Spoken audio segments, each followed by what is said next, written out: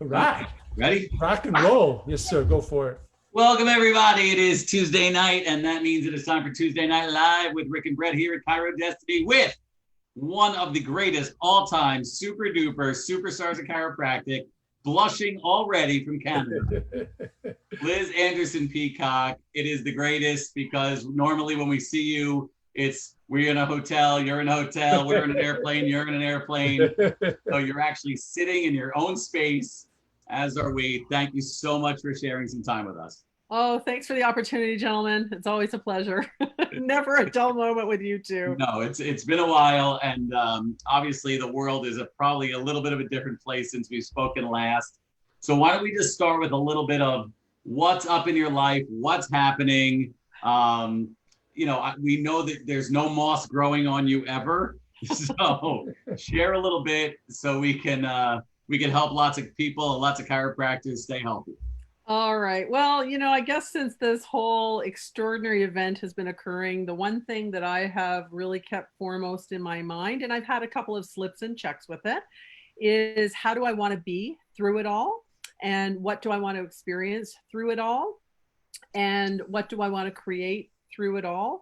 And initially, as with everybody's pivoting, what are we doing, and if practices were shut down, and how are we accommodating people if we're allowed, when we're allowed to be opened up to certain segments, but maybe not all segments. And then we've got, the plethora of how are we going to navigate ourselves through this.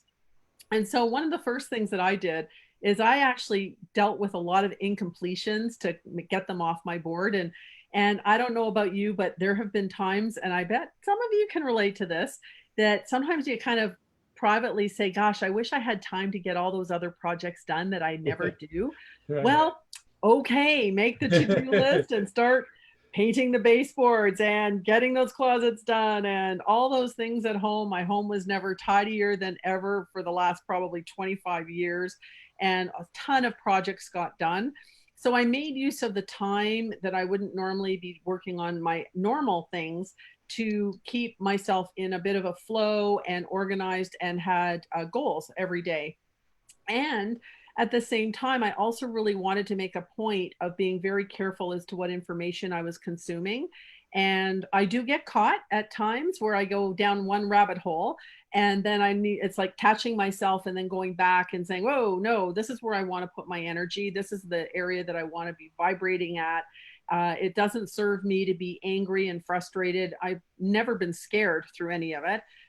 It would be more of the frustration and the feeling of liberties that are changing without being able to have some feeling of control over it. So that loss of being the locus of your own destiny, if you will, or control.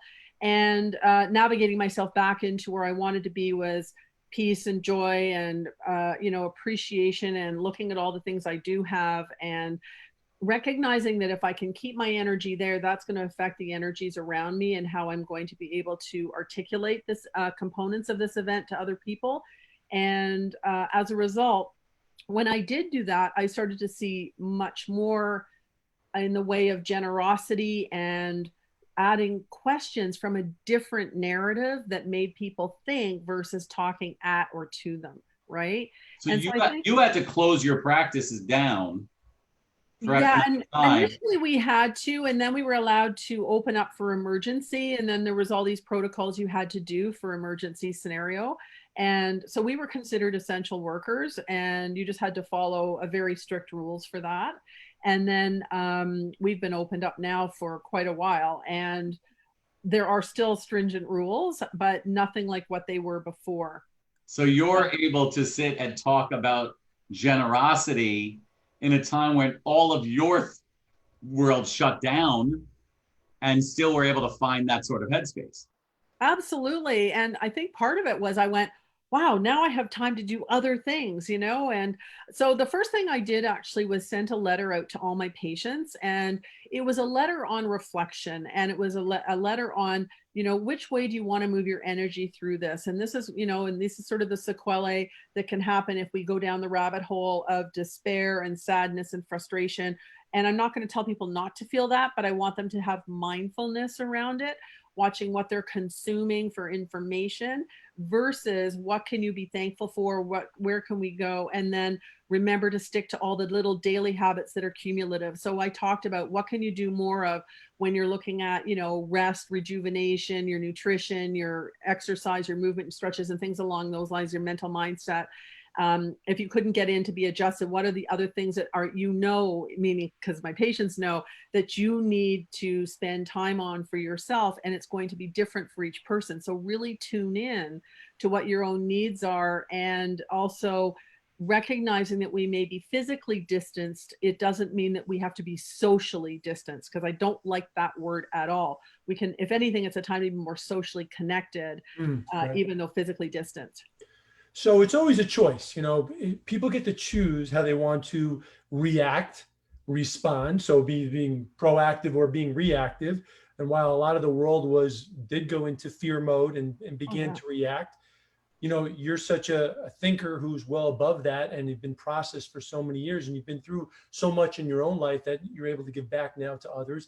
We look at you as a gift to our profession, almost like a matriarch in our profession. And a lot of people know the name, and I don't know who knows you, who doesn't know you. What I would love for you to do a little bit now, for those who may not know your story and how you got to this point in your life, to be able to give back to the profession, give back to humanity, that gift. Because everyone, as I'm listening to you, I'm like, boy, it sounds so easy. Well, you've gone through a lot to get to that point in order to give back now. So can you share your story a little bit with everybody, so they know who you are, where you came from, how you got to this point? Because I think you are such an inspiration to so many people. Well, thank you. That's extremely generous.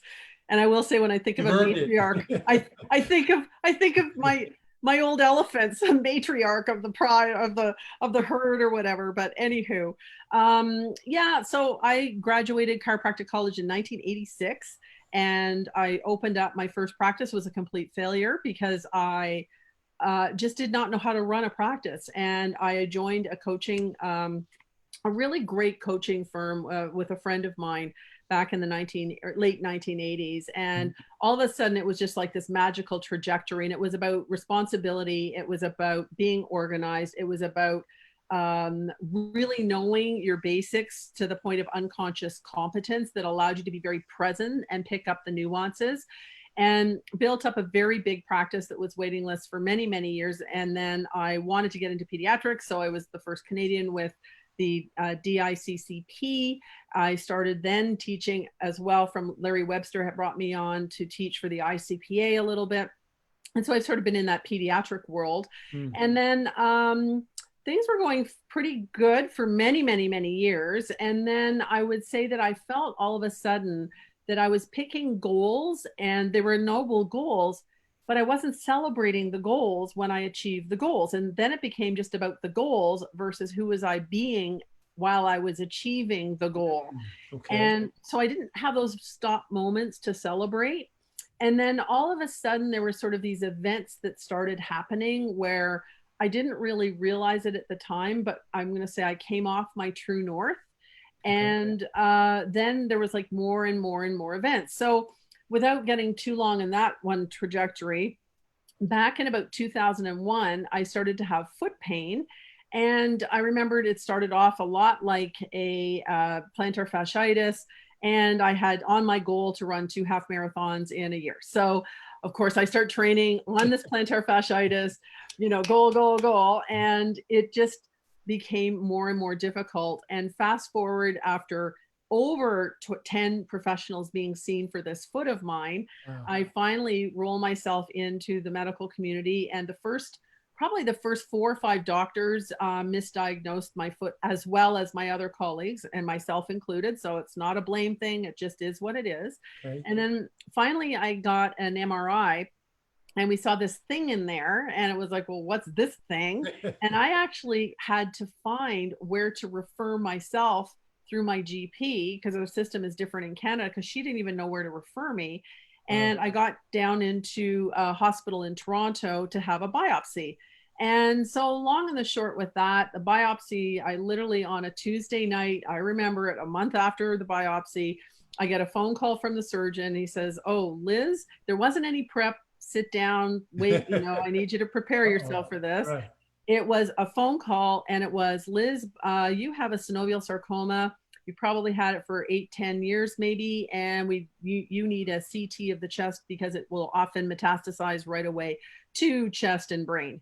And Wow. I'm like, You're right.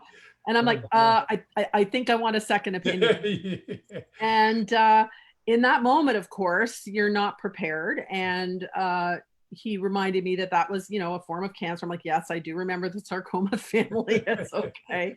And you're going through things, I'm going to say physically, your stomach drops. It's like, what does this mean to me, my family, my practice, my life, blah, blah. Then mentally, you go into your doctor mode of the Rolodex on, you have to look up synovial sarcoma. And then I'm looking in my office as I'm sitting here going through the internet, and I'm looking up, and what do I see is this book by Bruce Lipton on the biology of belief. Absolutely. Great book. Yeah. It's a great book, but I'm like, oh my God, Right. like stress or defense, which have I been in for how long, right? Right.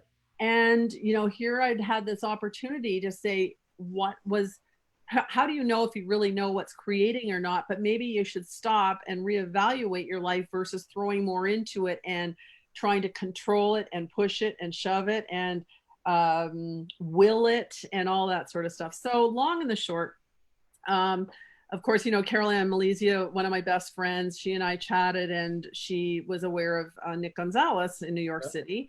So he became my primary doc for 9 years. Well, actually 8 years, I guess, because he passed away. And I was in his program, which was, dealing with enzymes and organic food. And he would make a diet that was specific to both your cancer, but also how you were testing.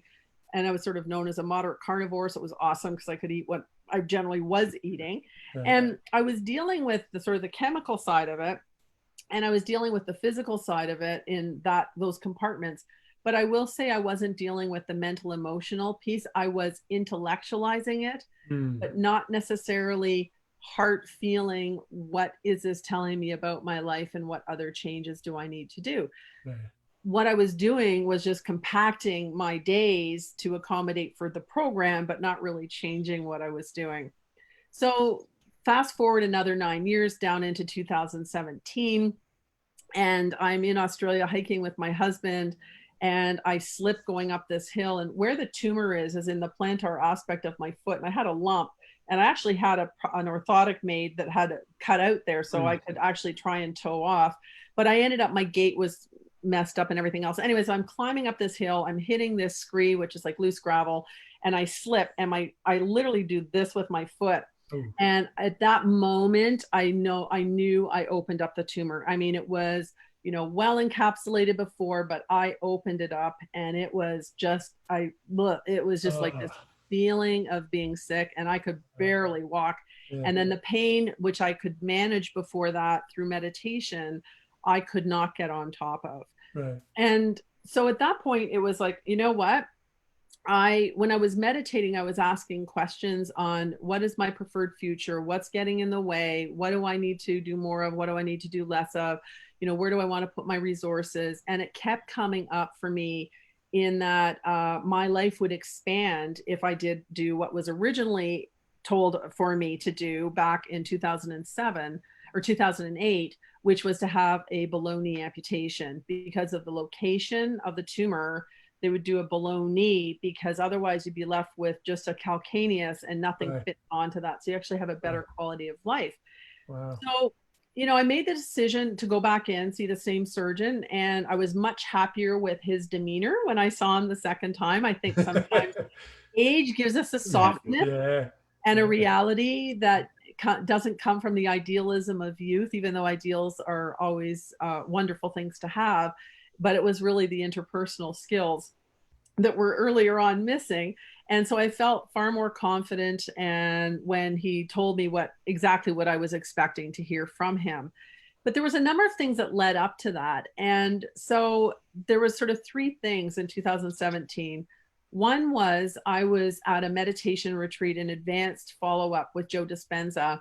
And I like to say I was with 800 of my closest friends because we're on a floor together at 4 a.m. for a 4-hour meditation. And I get into this space of nothingness, like this void of black. It's just black. And it's not me as a body, as a person, or it's nothing. It's an awareness. That's all I can say is I'm just an awareness. And I get this absolute sense of love and I would say it was like love infiltrating me, except there was nothing to me. It was just this sense of being home and this inconceivable love of being taken care of this deep, deep, deep connection and joy and grace and just this purity in this moment.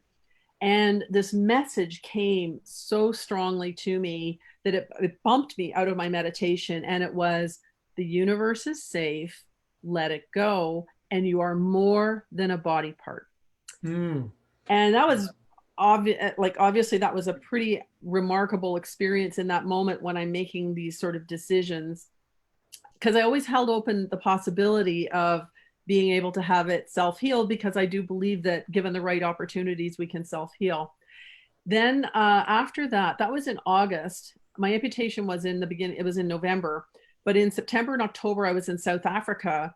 And at one point we were at this elephant rescue farm, and this one huge elephant, his name was Rambo. I can totally see him. He's 18 feet tall, 4 tons, cross tusks. And he comes up to me and I'm like, this elephant is coming up to me. And then all of a sudden I've got tears rolling down my face, and I'm just in this emotional experience. And I'm palpating his ears, I'm hugging a leg, I'm putting my hand on his trunk, and I'm feeding him. And it was just this magical moment. But it took me a while to process what he was saying. And he said, universe is safe, let it go. And I asked the trainer, the handler for him, I said, why is this elephant at this rescue park? Because he looks pretty amazing to me. Is it because he's got cross tusks? I don't know. Well, if you can imagine this, this elephant was at this rescue park because part of his trunk had to be amputated. Ugh. What is the likelihood of you being in Africa and an elephant? There are no coincidences, right? Exactly. Right. So and then universe is safe, let it go. Right. And I see this elephant and he's perfect. He's just perfectly, you just never know where your mentors are going to show up. Mm-hmm. And then I had many other things like this that came along.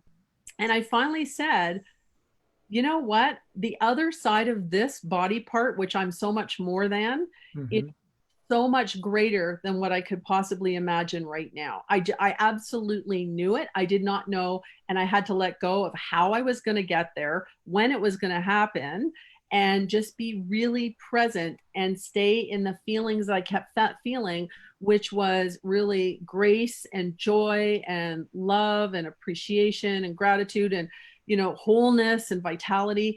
And so when I went in for my surgery, the day that I went, I know that there was over 6,000 people that were meditating, because some of the things that I had posted before that, that I wanted people's help with. And it's the first time I'd really asked for help for people. Right. And man, did people deliver. And I really wanted to be clear with what I did want, because it was so clear to me that if you were going to try to interact with me in the alternative, I was not going to even interact with you. So what I did not want, which I didn't tell people at the time, but they could figure it out, was, oh, poor you. Oh, another cancer story. Oh my God. Oh, how awful. Oh, I'm so sorry. None of that. Right. What I wanted was see me whole, healing, doing all these other things. Yep.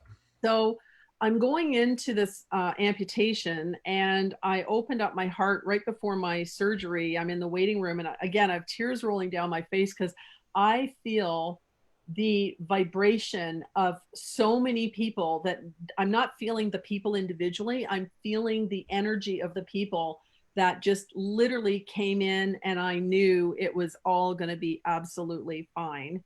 And even I changed things around in the surgery. So I didn't do a general, I did an epidural, and they, put you under a little bit, but twilight. And I came out of the surgery, I'm still in the OR, and I'm like, hey, thanks guys. That's awesome. Never been on these drugs before, but thank you. It was pretty crazy. And, because I had an epidural, it's like, first time in my life I've never been able to feel my butt. That's awesome. I have no butt today, Anyways, you're looking at me like, we don't get many people like this.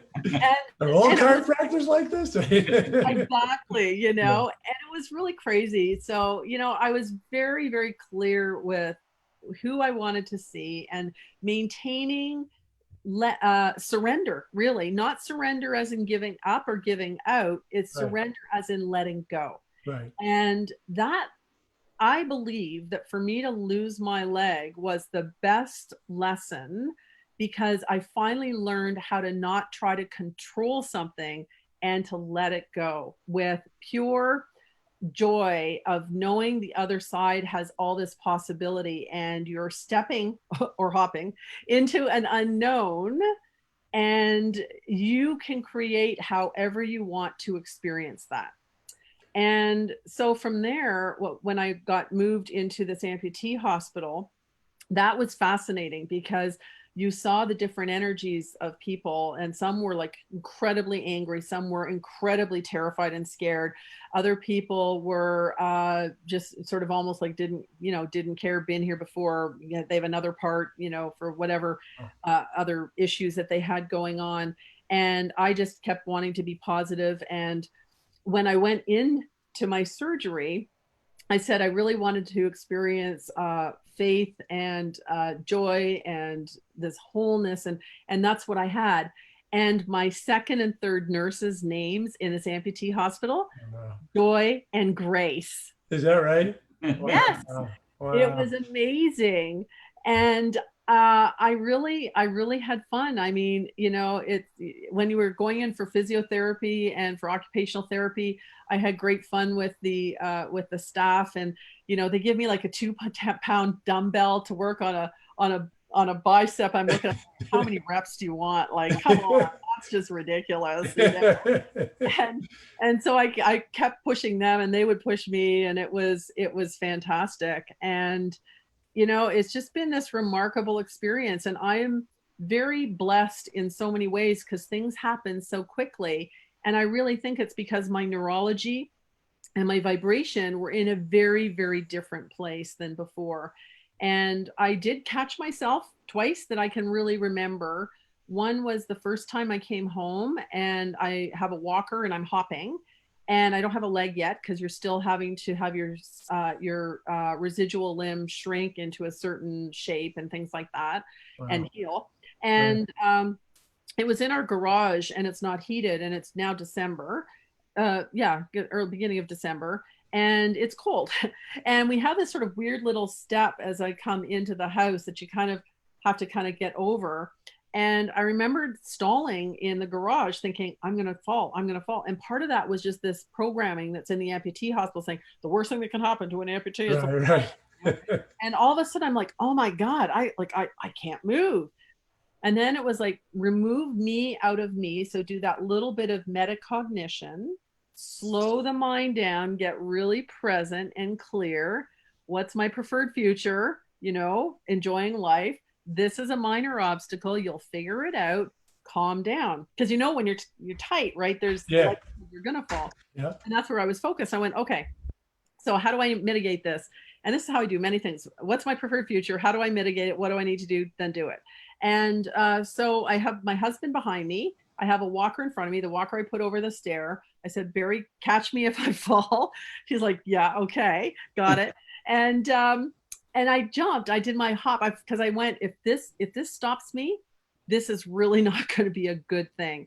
And I did my hop and felt like an idiot because it was so easy. And so that was one time I had to mitigate that active mind that just won't shut up. And you just have to get really calm, surrender to the moment, deal with the preferred future, then act on that preferred future when you can, mitigate the safety concerns in that scenario. I had another time when I had a doorbell ring and I was in the washroom and my wheelchair was in a very different room. So my brain literally went, autopilot, unconscious, doorbell, better get the door. And so I've got a phone in one hand, my iPad in the other hand, and I start hopping, and we have a slate floor in our bathroom that's somewhat little bit uneasy tiles. And with my good foot, I catch my tread of my right shoe. So I go down. So what do? Automatically, you stick your other leg down. Oh, I'm on like a stump, right? That goes straight into the jeez. tile. And I'm like, "Ooh," you know, Oh, and then I'm like crying because I'm terrified I just did a fracture on my end of my stump and I've opened it up. So I whip off, the protective stuff. I see it's all fine. I then start kissing my leg, going, "I'm so sorry, you're fine, you're fine." And I start crying because I'm fine. I really didn't give a frig about the doorbell at that point. But it was such a great reminder of going unconscious, right? It Yep. was going from being aware, awake, and alert to go. And how often are we running these on automatic pilot versus being able to move forward? So from there, it was amazing. I was in a 5K less than 4 months out. I walked it, I didn't run it, but still, it was great. Amazing. And on my paddleboard, 6 months out, I was scaling down the outside of a building at 9 months out, 36-story building, maintaining heart coherence as part of another 900 people that were doing that sort of thing. And 11 months out, I was scuba diving in the Maldives. So it's been an amazing experience, brought me more than I ever anticipated. It still brings me more than I could imagine. And I feel more whole minus that little body part than I did beforehand and doing way more. So that's it in a non-short nutshell. So when you talk about the lesson of learning to let go, what was the greatest lesson or thing or feeling or whatever that you had to let go of at that moment? Control, definitely control. I am a alpha driver. I like to control my environment. It has given me many opportunities and provided me for a lot because the organizational structure, which structure is a good thing. The thing is that I was starting to control more and more and more. And in many scenarios, I think I was missing the majesty and the magnificence in the moment and being really present. Now, I had trained myself when I'm with my patients to be completely present. That's a no-brainer for me. Right. But it was in other things in my life. There was just the difficulty of saying no, the difficulty of hierarchying, what is really of importance today? What's the stuff that needs to be done now? What can be put off later? Those kinds of things that I think we can get caught up with. And then it becomes a habit, and then it becomes a self expectation. And then you self judge around that. For many years, I consider myself a perfectionist, and now I call myself a recovering perfectionist. Because you put the pressure on, right? And so now it's more about masterful or excellence, because then there's never this place of an end point or a judgment on, was it perfect enough? Was it right enough? Is it ready to go enough? You just do it, and then you learn from the feedback, and then you can improve upon that. So I think there's definitely, that was the biggest one, because when I let go of that, it felt like I could breathe again. So all the people, chiropractors, non-chiropractors, the world in general, going through this whole COVID thing, we have our students going back to school now. I read today online how students can't focus, they can't concentrate. There's depression, there's anger, there's this, there's that, and all these feelings, all these emotions people are feeling out of control in a lot of ways because they feel and have this fear that they can't control their lives anymore. So having gone through what you've gone through, and sometimes I guess that's what it takes, what I guess the question I want to know is, what advice would you give to chiropractors or our audience that are listening? Because it's always about their perspective. Absolutely. We can't judge and say, well, look what Liz had to go through to learn her lesson. And yet somebody else might be going through something lesser to a lesser extent, but to their perspective, it's all relative, right? So I don't like to judge what people are going through because it's relative to them. But having been through what you have been through, I mean, it's pretty amazing. And you've come out the other side with joy and love and laughter and the willingness and ability to let go of the control and the fear and everything else. What advice would you give to others?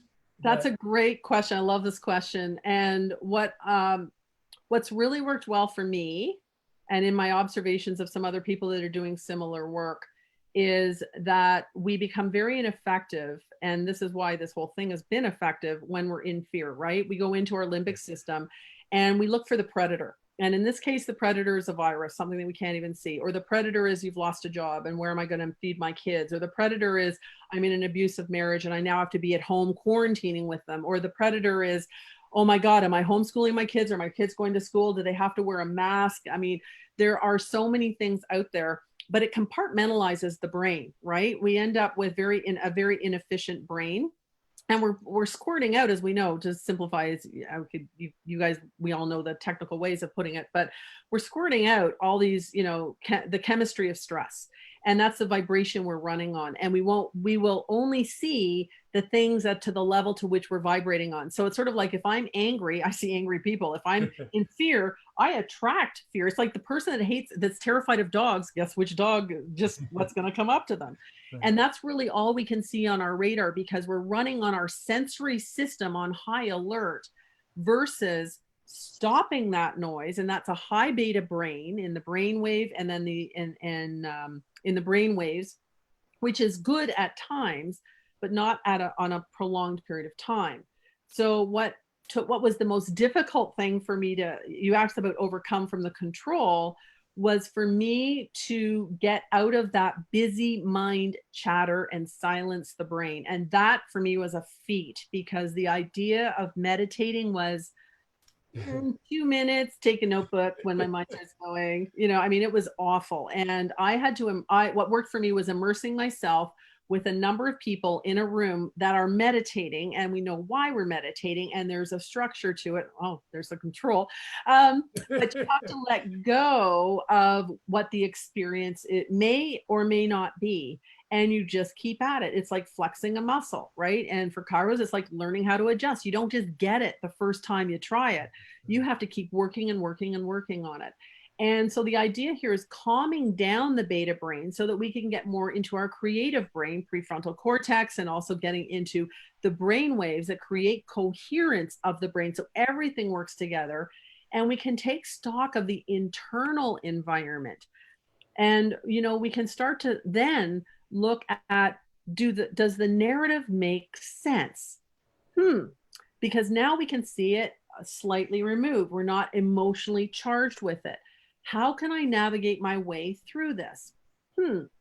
And so the pieces I'm going to suggest is for people to move themselves, and it takes a lot of energy to get out of the lower dominant centers of survival and control and these sort of, I'm going to call it sort of below the diaphragm kinds of things, and move that energy, however you're going to do it. And there's a lot of strategies into the heart.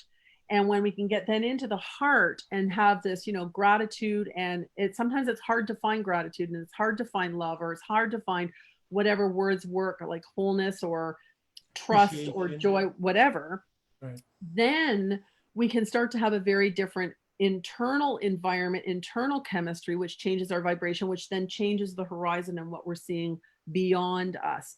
And we can go from this sort of very physical world to the non-physical world, or the particle into the wave, or from the materialism to the quantum. And I'm trying to use different words to hopefully help people to understand a little bit. And it's easy and it's not easy. It's easy when I finally let go, because I used to meditate willing myself to heal myself, right? Like, versus let go and just be wholeness and be the energy of wholeness, and receive the energy of wholeness and hold that, not just when my eyes are closed, but then the challenge is how do you hold it through the day, right? And then because I can't hold it through the day. I shouldn't say I can't. I haven't yet held it through the day. That's a better way of putting it. We're in process.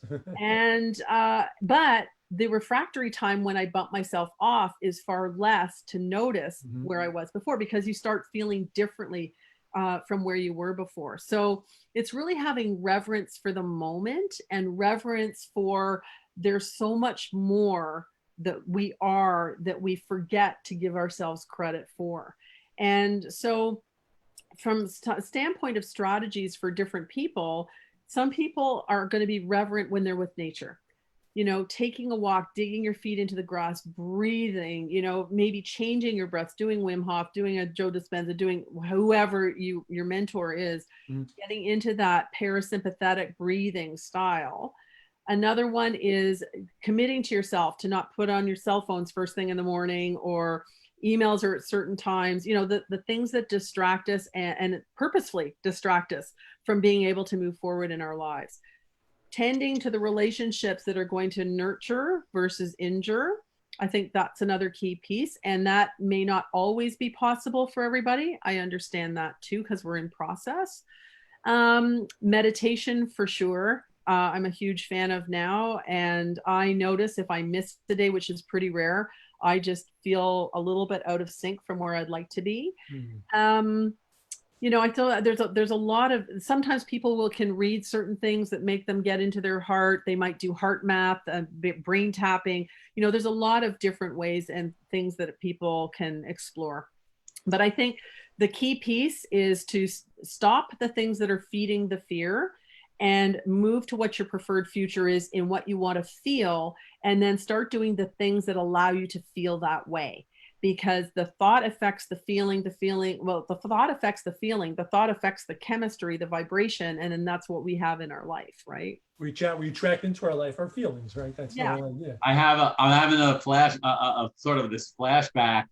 While I was in chiropractic college, we did our first fire walk, and I just couldn't get into state at the time, and I just started to get more and more frustrated and angry. So I decided to try to beat the fire. Yeah, how'd that go? I burned myself to a crisp because it wasn't about letting go. It was about the frustration because I couldn't connect to the energy. I just tried to go over the top of the energy. Right. That doesn't work that way. Right? Does not work. And that's true. See, so Brett and I have dedicated our careers to not only, we're both still in practice like you, so we're both still helping patients, but the thing that even gets us more in our own heart space is struggling chiropractors. Suffering chiropractors is about as bad a thing as we can experience in our lives. And in doing sort of my homework and looking back at your career, the pediatrics and all those other things. And then when you started to coach, one of your coaching programs was best version of you. Yeah. So I would assume that you're playing towards reaching the best version of yourself, which we ascribe to and work with our members all the time. And yet we see so many chiropractors that either it's because of schooling and the way it is now, or the limitation that they put on the definition of chiropractic for them or their philosophy. How do you help chiropractors become the best version of themselves? And I'll go in a different direction, professionally, because personally we could talk all night. Right. But professionally, because maybe it is strategy, maybe it is systems and procedures, but you've been on those same stages all over the world that we have, where you see these chiropractors that don't get the joy that the three of us get out of it. What do you say to those chiropractors? Well, it's certainly not a simple script, right? Because it's unique to each individual. So you sort of have to do that 360 or the SWOT for them initially, and find out, where are they now, and where would they prefer to be? And I think that's probably the biggest question to get them to anchor down on is, what would you prefer? What do you want? And it's just like our patients. They come in with a problem. They know what they don't want, but you ask them what they really do want, and they just say, I just don't want pain. Well, no, that's pain, You didn't ask it. They don't even have a preferred future. What is health to you?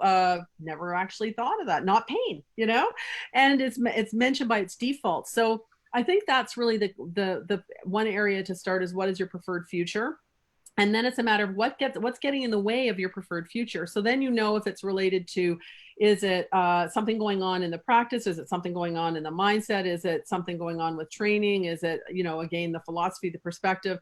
And I would say even chiropractors that are very different from me in their philosophy can still find joy in practice, right? That's the perspective piece. So that would be the second one is, what's going to get in the way or what's going to mitigate that you need to deal with. And then what's important to dedicate your resources to. So is it a problem with when I say your energies, your ability to get through the day, maintaining a state that is in present time? Is it financial pressures that need to be dealt with that blow you off into a tangent? What is that? And so I think that those are really key points. And I will go back to something that I've learned and been teaching about recently from the Tanner's model, actually out of nursing. And it makes so much sense. It's so beautifully, simplistically stated. And it's about notice, interpret, respond, and reflect. So you take stock. To notice, you have to be in present time. To truly notice, you need to be in present time. And there is the noticing where it's an open focus, and then there's noticing which is a narrow focus. And we need both of those. We need to be constantly moving back and forth. So example, narrow focus is what is the particular complaint of the patient that has the patient motivated to come in. Then the open focus is how does this fit in the scheme of their life and what do they want, right? Or the scheme of their family, their community, so on and so forth, the big picture. So that's sort of an example that way. And so there's the nuances of how do you make the unseen seen, and there's strategies around that. Do you find that people are as willing and as open and able to self-reflect as you were?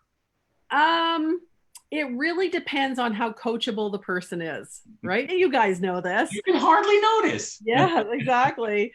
So I've had some people, I've said, look, you know what? I think I'm just the wrong person for you because you're telling me this is what you want, but you're not willing to commit to anything to get there. So right now there's a bit of a disconnect, and I don't want to take your money and you not go anywhere and then blame me because that's all on you, So call me when you're ready or find somebody else.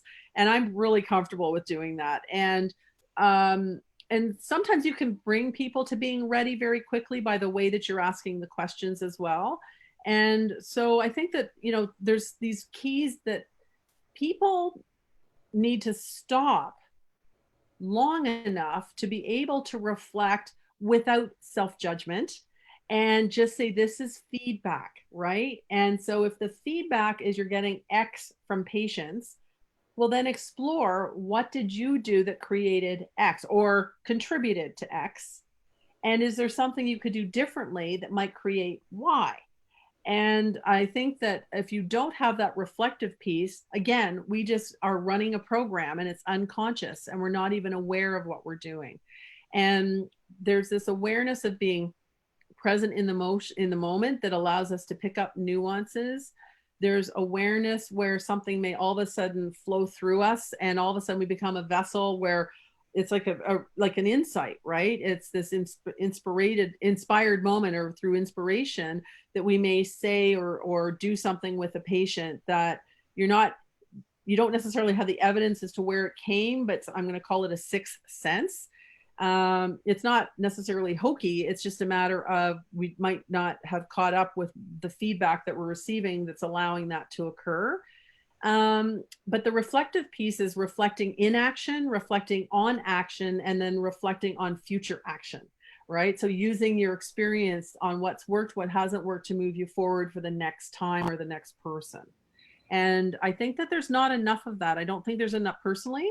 I think there's not enough critical thinking going on. I think that, the two things is learn how to critically think and really know your basics well. And second of all, is create this position for yourself where you're noticing, interpreting, responding, and reflecting. And the reflecting piece, as I said, without self-judgment, because then we start beating ourselves up.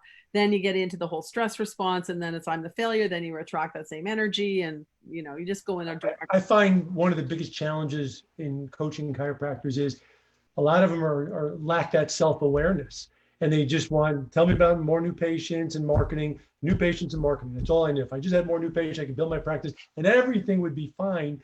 And yet we talked for a half hour, 40 minutes on how we attract into our life our feelings and the experiences that we have and how we are responsible for our lives and we are the co-creators of our lives, right? And I think as chiropractors, the longer they're in practice and then they start to begin to experience that. I don't know if it's out of desperation or inspiration, probably more desperation, But when they start to experience that, to me, that's actually a good thing, because then they can start to get in touch with their real true feelings. And then they're able to then grow once they're willing to look at that, not judge themselves, not beat themselves up, and say, hey, there's more to this game in growing my practice than just new patients, right? New patients are a byproduct of who we are, right? In our feelings and everything else, including money and financial and all the other stuff that comes with it.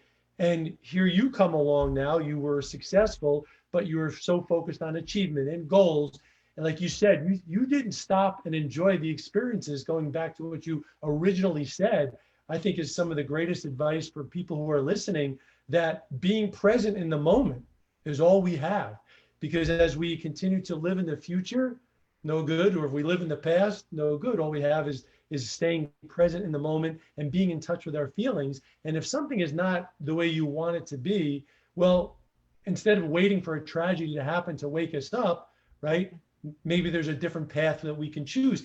And I wrote down what you said before. Number one, here's what you said, right? What's my preferred future? How do I mitigate this? What do I need to do? Go do it.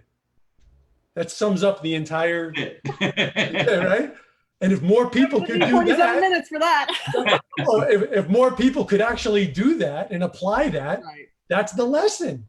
Yes. And what Rick and I do on a regular basis for chiropractors out there that are listening to this, listen to Liz's her whole experience of what she went through. You don't necessarily have to go through, maybe you do because you have to learn the lesson, right? But if you start to apply some of this stuff that we talked about here today, and this is how we coach chiropractors, we're not just giving people, oh, here, go do this, go do that. We get inside their heads, we get inside their hearts, and we start to dig and drill deep. So we really find out, like you said before, what is really holding them back? What are they really feeling and experiencing that they don't even realize that's holding them back? And once they're able to let go and let all that out and really experience that, that is where the growth absolutely occurs. And that's what makes what we do different than everybody else. And that's what makes you so great. And like I called you the matriarch of our profession, because you've processed this all these years. But I applaud you for that.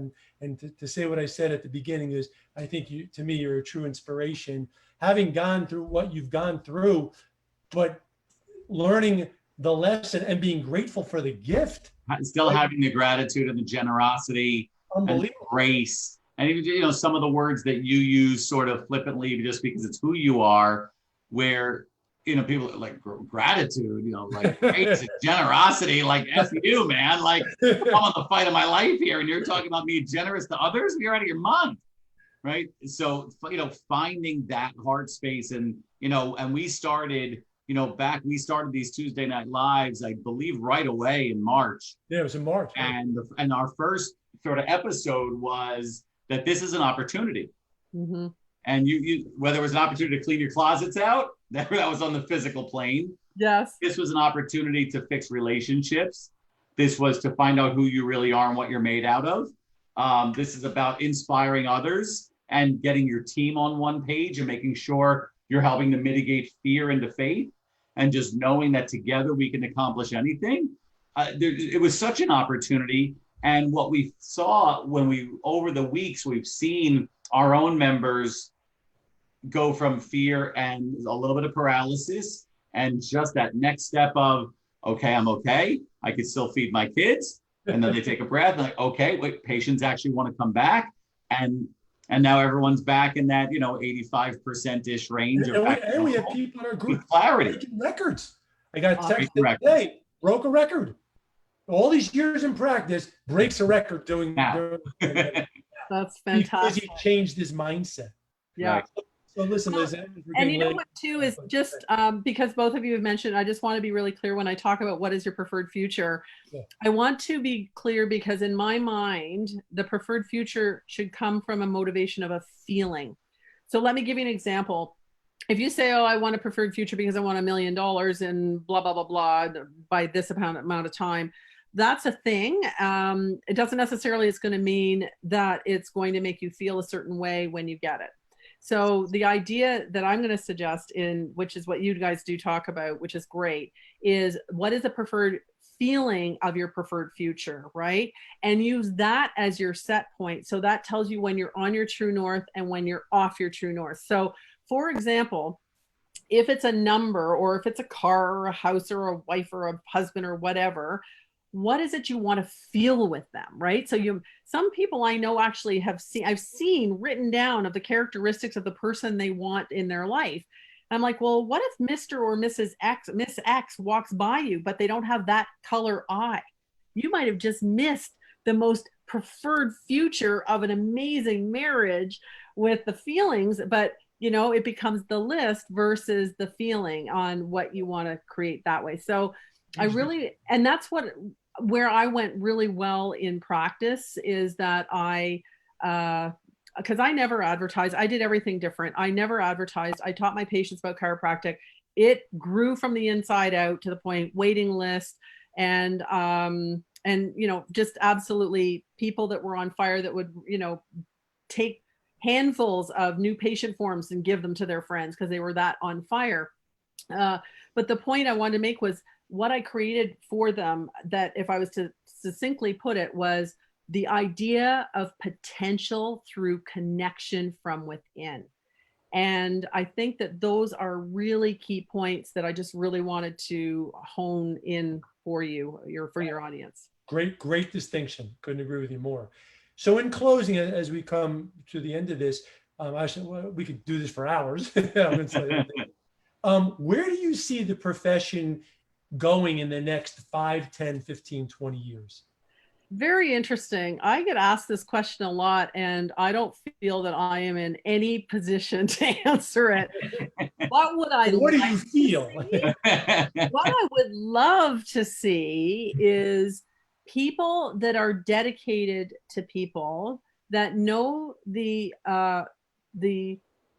historical difference of chiropractic through the principles, and are able to critically think and use science to support the foundation of the principles, and use logic and reason to move themselves forward. But preceding them in the room is their heart and the ability to connect. And I believe that those doctors are the doctors of the future, because they're using the best of every world. People more than anything now want to connect, and we are gifted with the ability to put our hands on people. And so many of the other professions can't, or unable to. So I think that's where there's a massive opportunity.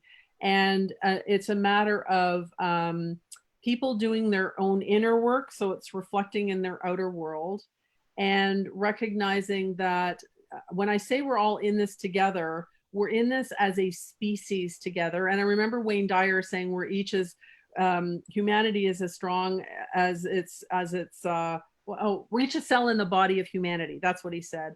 We're each a cell in the body of humanity. And what I would add to that is that we are only as strong as our weakest cell, because when we start to look at this on the planet, it's a whole different awakening that is occurring as well. And so it's maintaining those vibrations of the emotions that allow for the coherence to happen. Well, again, normally we are sort of these passing high fives and hugs in the hallway of a seminar, or doing our best to help as many people as we can. All I could hope is that we get another opportunity to hug in a hallway somewhere very, very soon. Obviously we've been on this same path, for all these years, because there's something in our hearts that loves chiropractic, loves helping, and has sort of found that joy that you found in your heart through all the different parts of your life, whether it's relationship, physical body, what you do for a living, it's helping children, etc. There's nothing we could say other than thank you, and we love you. We miss you. We can't wait to see you again soon. We need more of you in our profession. Yes, don't plan on slowing down anytime soon, because we're only getting started. Beautiful. We look forward to seeing you really soon. You're the best. Thank you so much. It's been a delight, a pleasure. My 5 grandkids keep me very, very busy. And I look forward to and will gladly accept any time a hug. You got Never a problem for me. I We'll welcome see you guys soon. with open arms always. Well, We'll see you soon. You're All the right. best. thank Take you care. so much, Good Liz. night, Well, I everybody. appreciate Take you. care, everybody. Thank you. Bye.